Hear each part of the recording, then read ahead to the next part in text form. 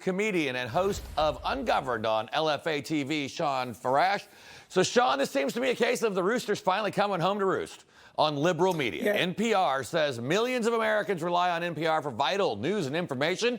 They just want it to be taxpayer-supported vital news and information from the left.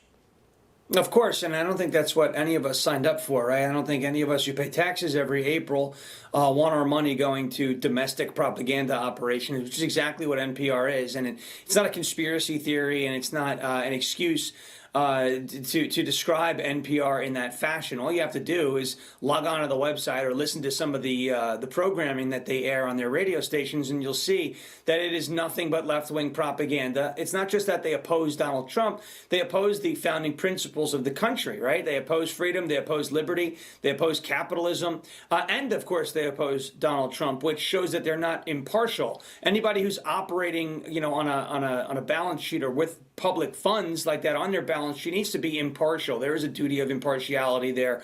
You're supposed to be objective, and NPR is anything but. So I would say it's time to defund them. This has been a debate that's been going on for quite some time until they can prove that they can be objective again, and then maybe they can earn that money.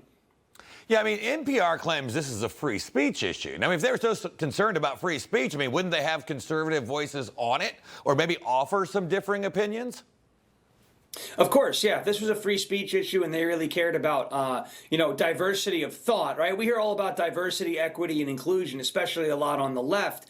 The one thing that's missing from the left's platform when it comes to DEI, sure, there may be some diversity of skin color, which does not matter, but there's no diversity of thought. The minute you step out of line, they start going crazy. I don't like this individual one bit, but look at what they're doing to David Hogg because he decided to challenge the establishment over at the DNC. They've all of a sudden decided that his election is null and void, right? So when the DNC decides, or when the Democrat Party or the left as a movement and as a segment of the political ecosystem in this country, when they decide that somebody has stepped out of line or, veered too far off of their chosen path, there is no diversity of thought. They start taking out the whips and they start cracking them. And that's the problem with the modern day left. There is no free speech. There's only approved speech. And if you start speaking on things outside of that approved, authorized circle and authorized, criteria of things you're allowed to say, well, then they start having problems. So this NPR issue is not a free speech issue at all. They're just upset that their grift is severely threatened.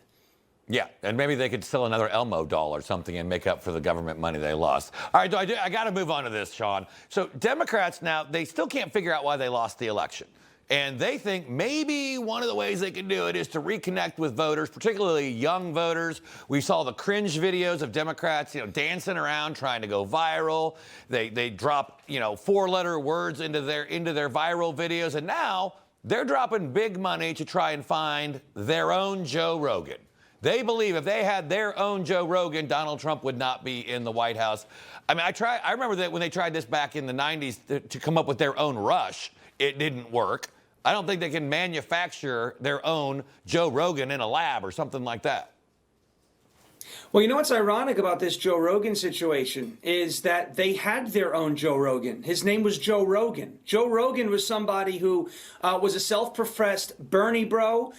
He was a big supporter of Michelle Obama. He even said on his podcast, on at least one occasion, but probably on a number of occasions, I don't listen that much, but I do know enough about him, that he believed Michelle Obama would be an amazing president. So the left had Joe Rogan. He was and may still consider himself a leftist, not in the radical sense, but, on the spectrum possibly to the left or at least center left. So they had him and they pushed him away. And what you're mentioning is, young voters, specifically young men, they actively pushed young males away from the party. They did this last year when they decided, and over the last 4 years, when they decided that they were going to attack masculinity and call it toxic, right? So they had their own Joe Rogan.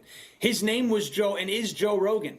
The fact of the matter is Joe Rogan walked away from the Democrat Party, from the left as a movement because of how insane they became. So now they're going to look for somebody else. The problem is they're not going to find somebody else with the following that Joe Rogan has that is reaching, sensible, possibly centrist people. They blew that opportunity, and I think they know that, and there's no getting Rogan back. Information. Truth is freedom. is Newsmax. It's real news for real people.